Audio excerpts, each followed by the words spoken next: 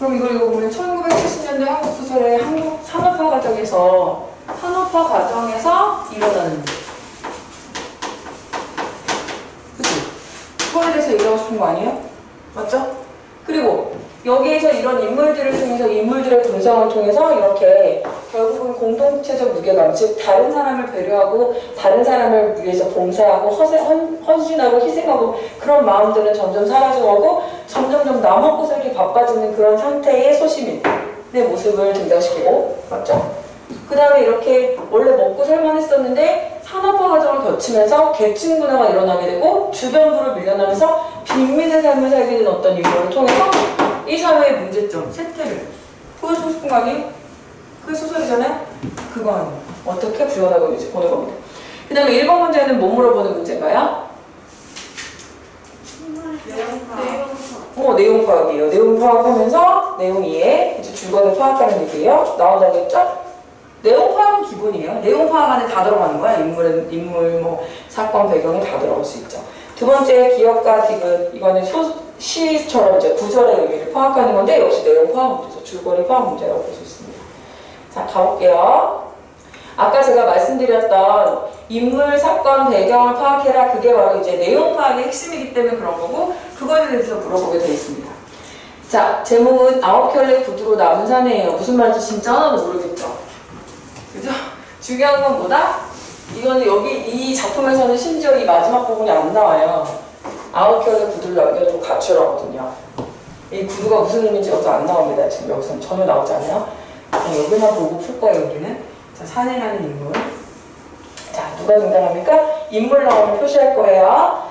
자, 이 줄거리를 파악해가면서 읽고 불을 끈 다음에 아내가 다시 소곤거려 왔다. 자, 아내 동그라미 쳐야죠. 인물입니다. 지금부터 우리 뭐 할 거냐면 인물의 정보, 인물이 어떤 사람인지 파악하면서 갈 거예요.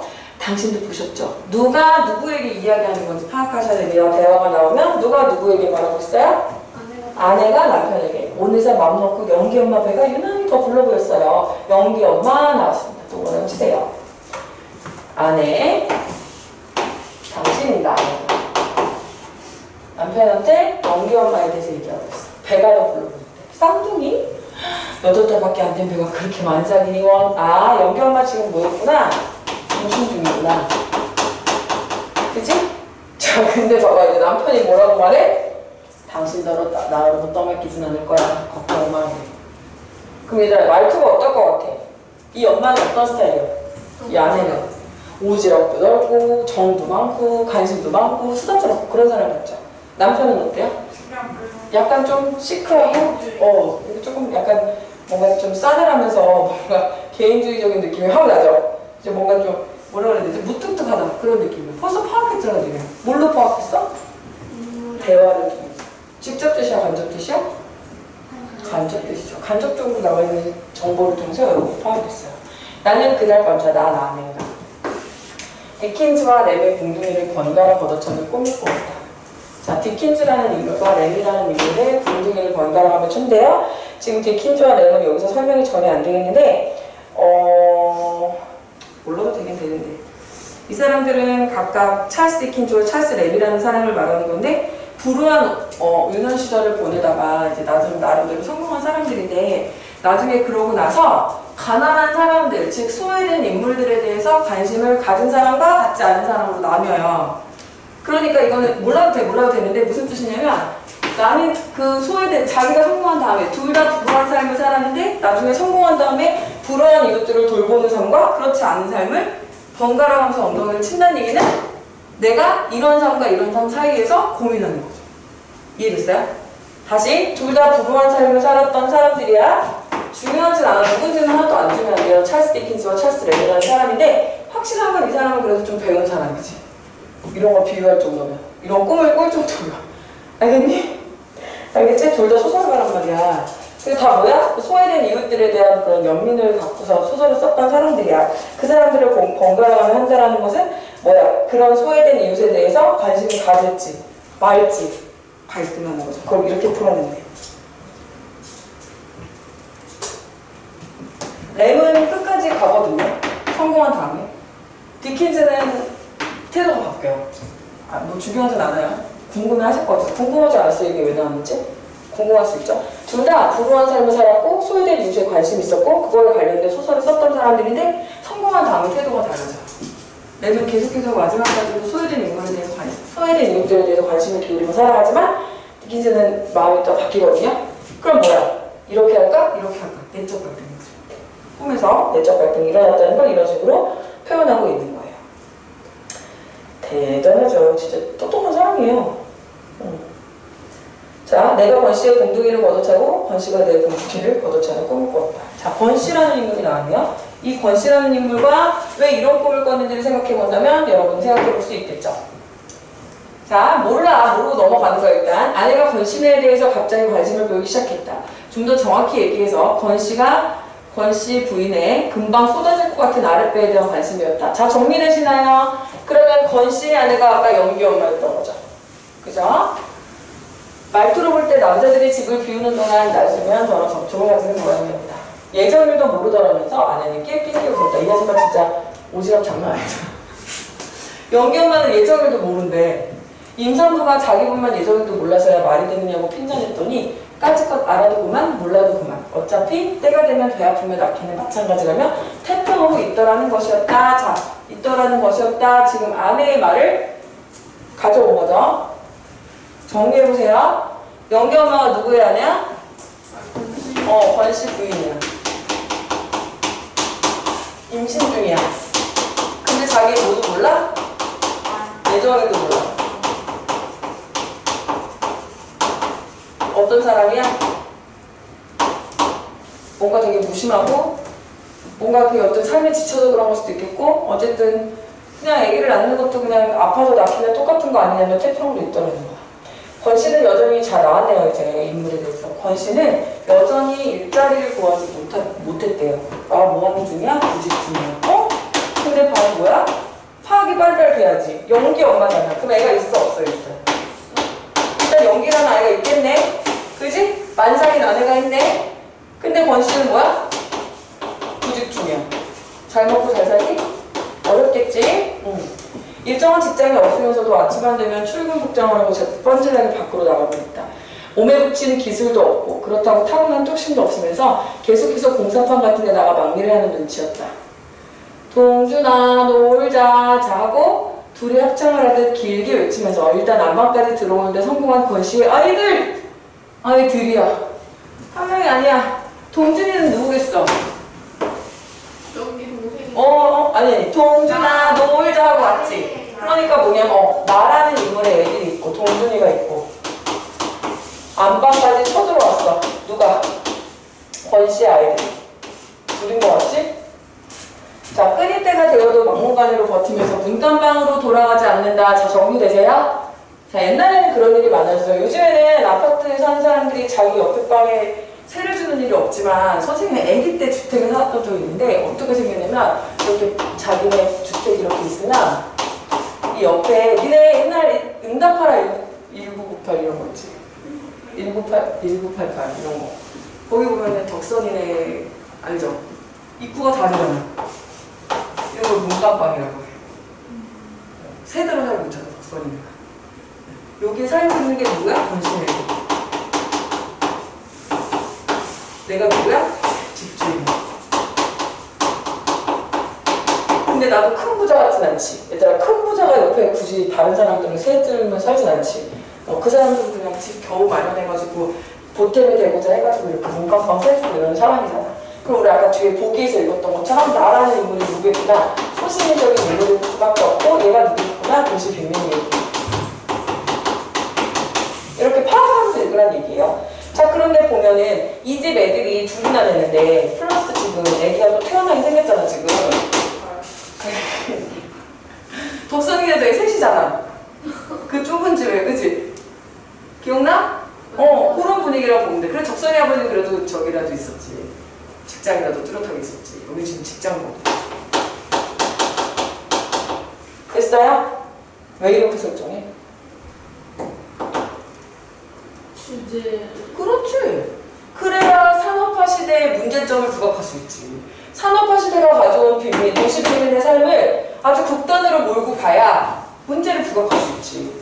그렇지 않아요? 먹고 살만하면 안 되겠지. 얘네들은 이때는 뭐야? 왜 이러는 거야?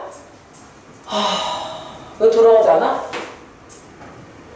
끼니 때가 되어도 안 돌아가. 왜? 여기 있으면 어떻게 돼? 뭐라도 줄 거 아니야. 집에 가면 뭐가 없는 거야. 먹을 것도 없는 거야.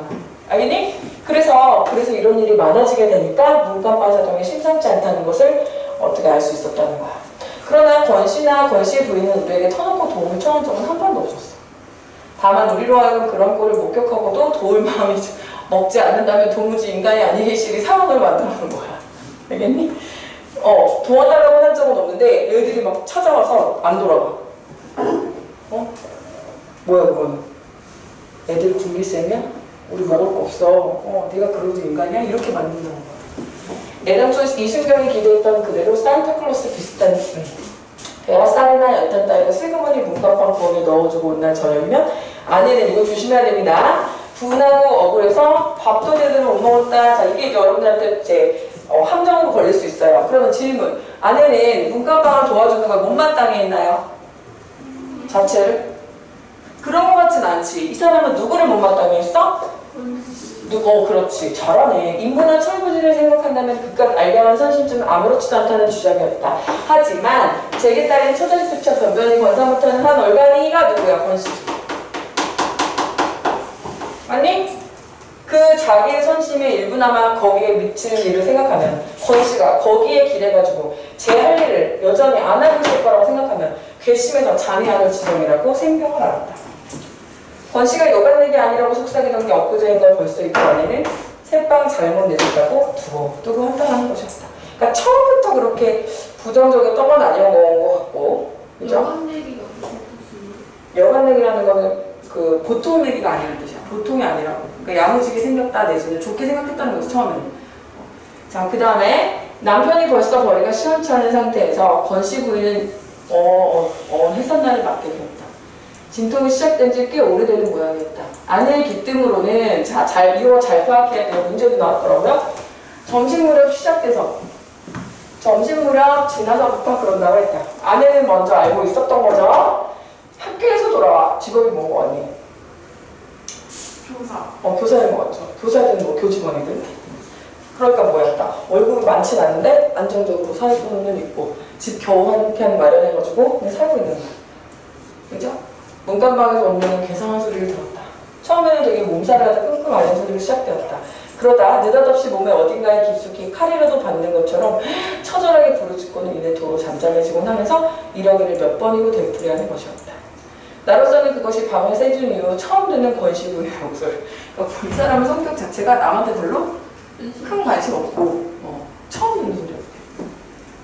당신이 한번 권씨 설득해보세요. 제가 서너 번 얘기를 했는데도 무슨 남자가 시리시 웃기만 하면서 그저 연이 없다고만 그러네요.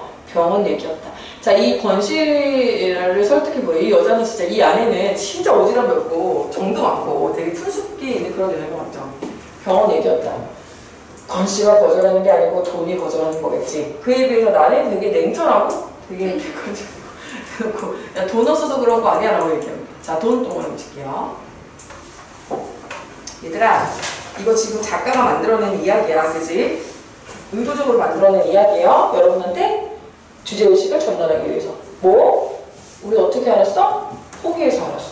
무슨 얘기하고 싶은지 다 알려준다고. 뭐야? 1970년대 산업화를 통해서 생겨나게 된 빈민층, 도시 빈민층의 어떤 어려운 삶에 대해서 드러내기 위해서 한 거야. 아내가 출산을 할 때가 됐어. 만삭이 됐는데도 모두 못 가는 거야, 지금. 병원도 못 가는 거야. 알겠어요? 아주 극단적 삶을 만들어놨죠.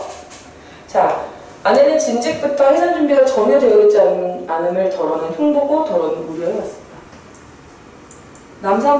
남산이나 한 배를 갖고서 요즘 세상에 그래 애를 집에서 그것도 산모 혼자 힘으로 낳겠다니 아무래도 꼭 무슨 일이 터질 것만 같아요. 다리다 차도록 기저귀가마나 장만하는 여편네나 조사는 하나 부를 돈도 없는 사내나 어쩜 그리 짝짝꿍인지.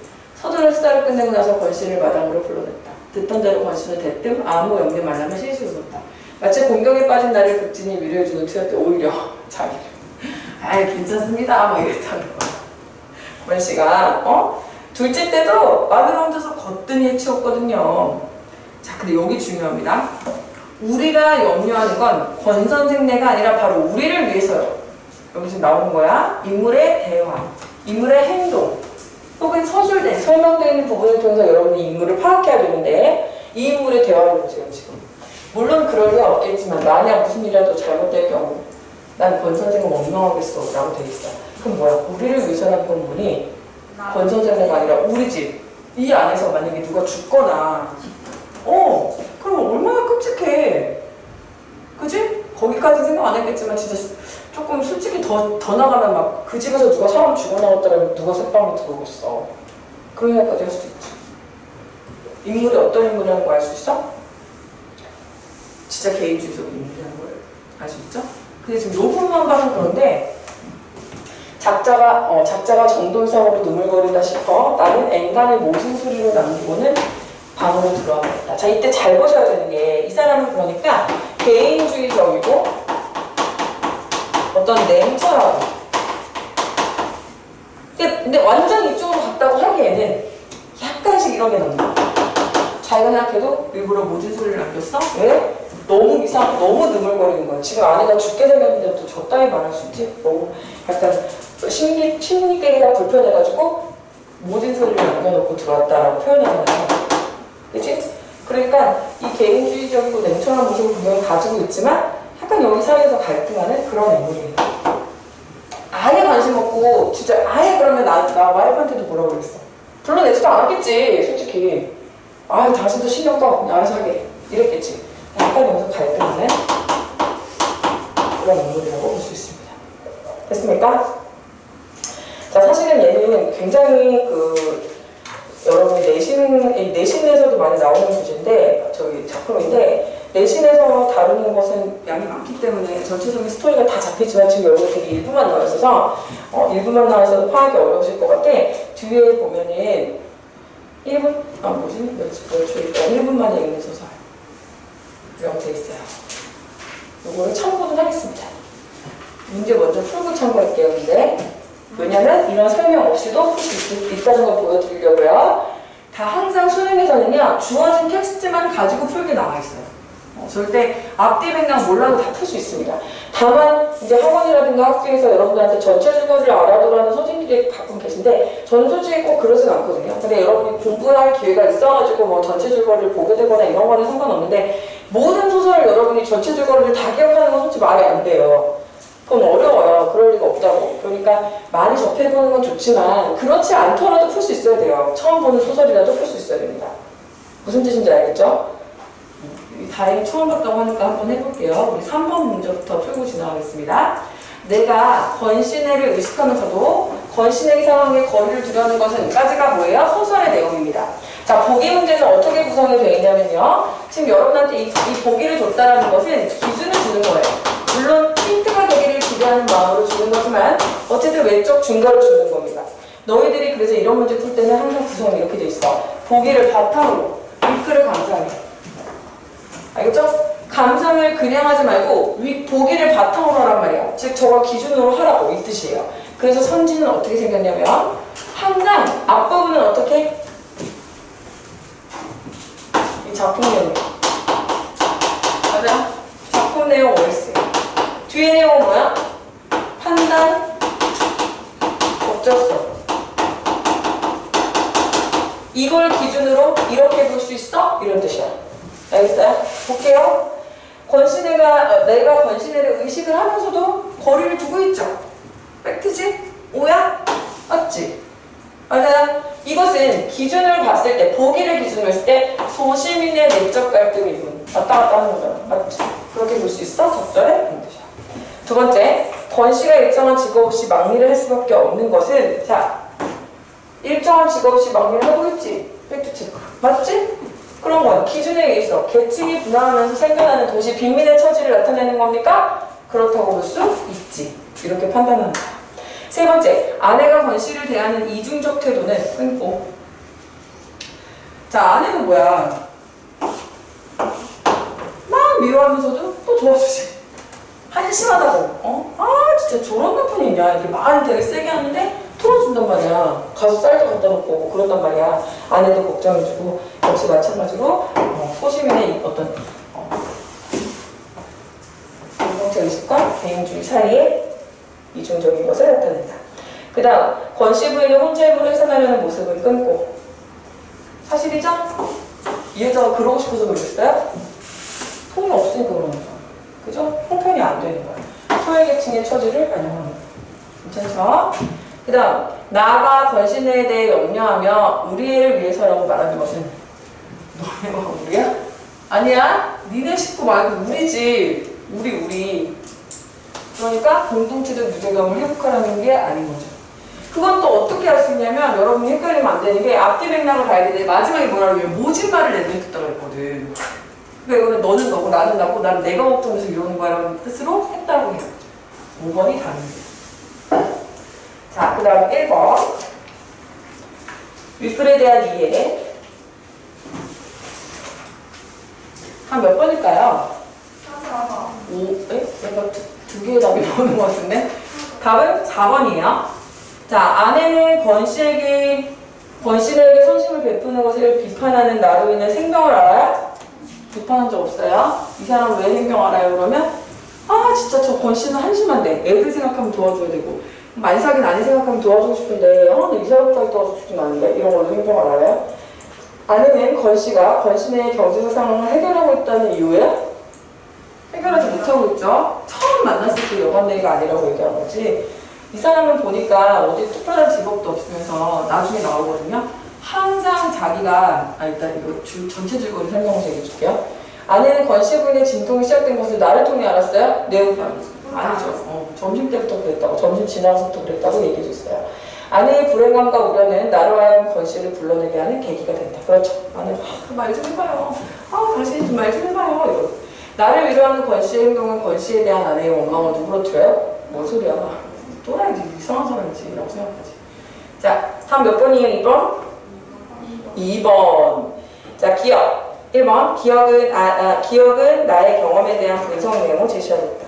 나는 그날 밤 들킨 적 경험이야? 꿈이야? X. 니은 아내의 말을 통해 되게 뭐였죠? 예정일도 모르더라면서 아내는 낄낄낄 웃었다. 아내의 말을 통해 끊고 다른 인물의 상황을 나타내는 거죠. 예정일을 모르고 있다는 상황. 답이요. 이런 문제 좋네. 3번. 디귿. 다만 우리로 하여금 그런 꼴을 목격하고도 도울 마음을 먹지 않으면 도무지 인간이 아닌 기실이 상황의 최악성까지 잠자코 몰고 갈 뿐이었다. 인물들의 내면을 묘사하고 있어요? 인물 내면 묘사 자체가 불가능하죠. 얘는 시점에 관련된 문제예요. 1인칭 주인공이잖아요. 1인칭 관찰자. 관찰자가 뭐예요? 누구를 관찰하는 거야? 다 지금 뭐야? 그 권신애를 관찰하고 있는 거잖아요. 관찰자가 어떻게 내면의 심리를 서술해요? 말이 안 되는 거예요? 틀렸어요. 그 다음에 기억과 디귿은 나와 인물들 간의 외적 갈등이에요. 외적 갈등이 나타나요? 싸움입니까? 전혀 아니죠. 역시 긍정적 시선 아니고요. 답은 2번입니다. 여러분한테 제가 무슨 말씀을 드리고 싶냐면 여러분은 지금 내신 공부를 충분히 해봤던 친구들이고 내신에서의 소설 문제를 떠올려 보시면 좋을 것 같아요. 자, 이런 문제들이 내신형 문제라고 내신에서 나왔다고 생각했을 때 이걸 선생님이 설명했겠냐고. 그 부분을 밑줄치면서 이렇게 설명했겠냐고. 아니잖아, 그치? 아니잖아요. 이거는 이 수능형 문제라고 볼 수 있는데 수능형 문제의 특징은 뭐냐면 전체적으로 크게 볼 줄 아느냐는 거죠. 크게 볼 줄 아느냐. 그래서 디테일한 부분들에서 물어보는 게 아니라 처음 보지만 독해만 하면 할 수 있는 문제들이 나와요. 그렇죠? 그걸 오늘 이해하고 가시면 좋겠고, 자, 그 다음에 이 소설 이왕 나왔으니까 전체 줄거리를 좀 보면서 한번 설명을 해보도록 할게요. 아까 얘는 뭐라고 그랬죠? 뭘 나타내려고 쓰는 소설이 됐죠?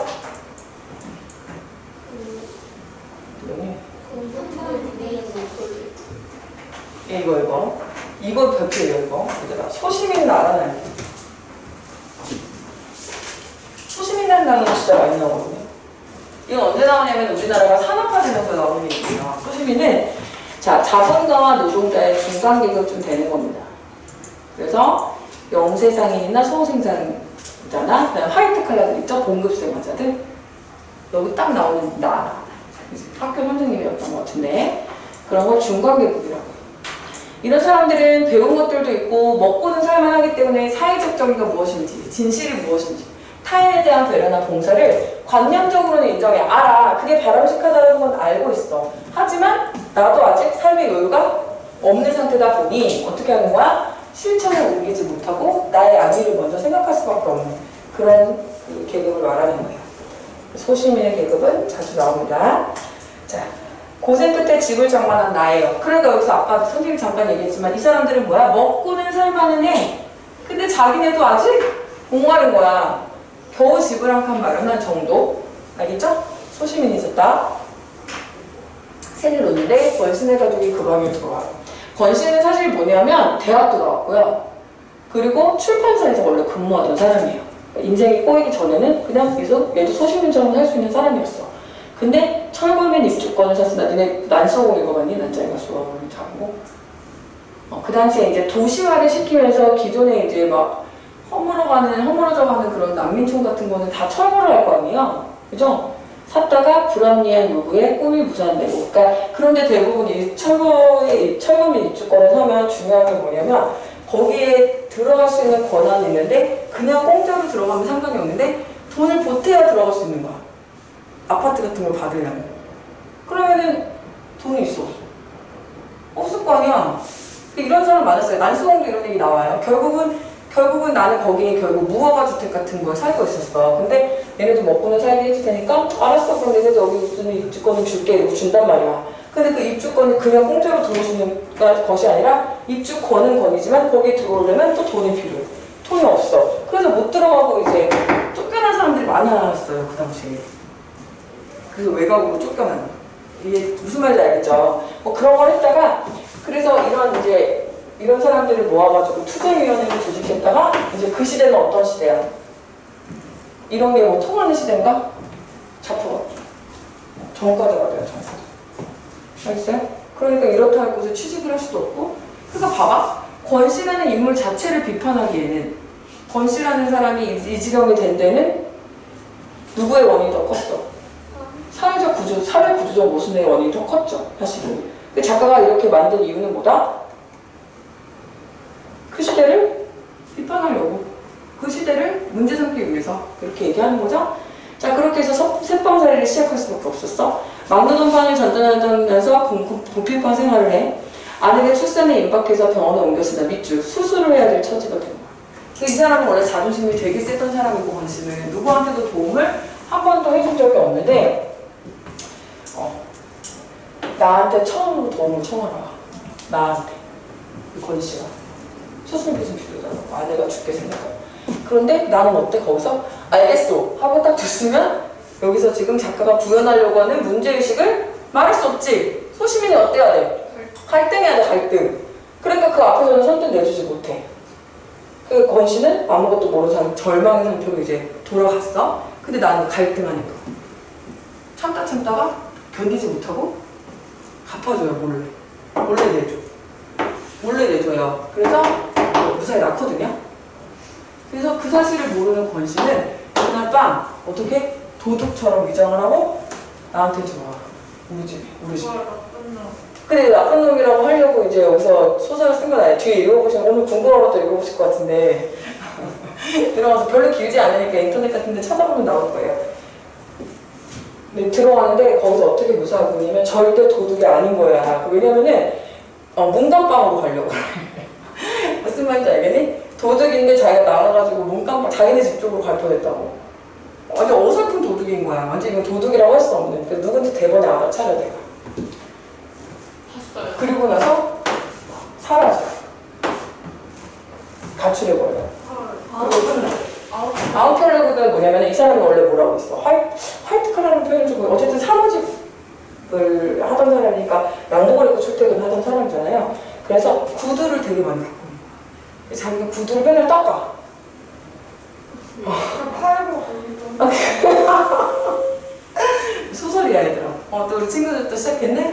팔고 오늘 소율이 왔으면 이제 소율이 아니야? 소율이 왔으면 여기 지금 또 다시 여기서 아니 구두를 팔아서라도 그게 좋은 구두는 아니겠죠. 아무튼 그래서 그 구두는 시험 문제 무조건 나오거든요. 상징적 소재. 이 인물의 자존심. 이렇게 그걸 넘겨놓고 사라져버려요. 그러고 나서 연륜 결말로 끝나서 어떻게 되는지는 몰라. 근데 이제 핵심은 뭐냐? 이런 스토리를 통해서 하고 싶은 말의 본질을 찾는 게 우리가 해야 될 일이에요. 주제가 뭔지. 주제는 뭔 것 같아요, 그래서? 소수민의 갈등이 더 주제예요? 갈등과 도시 비밀의 그렇죠. 산업화로 인한, 산업화 과정에서 생겨난 도시 빈민의 소외된 삶, 어려운 삶, 고충, 삶의 고충, 삶의 어려움, 이런 게 주제예요. 알겠죠? 거기서 등장하는 소시민의 나의 어떤 갈등도 당연히 들어가지만 핵심은 뭐냐면 이 사람이 내가 내 얘기를 하고 있냐는 거야. 내가 어떤 특정 인물에 대해서 이야기를 하고 있잖아. 건실하는 삶에 대해서 관심을 갖고 건실을 계속해서 말하고 있잖아. 건실을 따라가면서. 그리고 관찰자 시점이고요. 그 사람은 도시 빈민이었고 도시 빈민의 어떤 아주 극한 상황을 통해서 그 당시 삶의 문제점에 대해서 이 작가가 얘기하고 싶은 거죠. 오케이? 잠깐 쉬었다가 문법 할게요.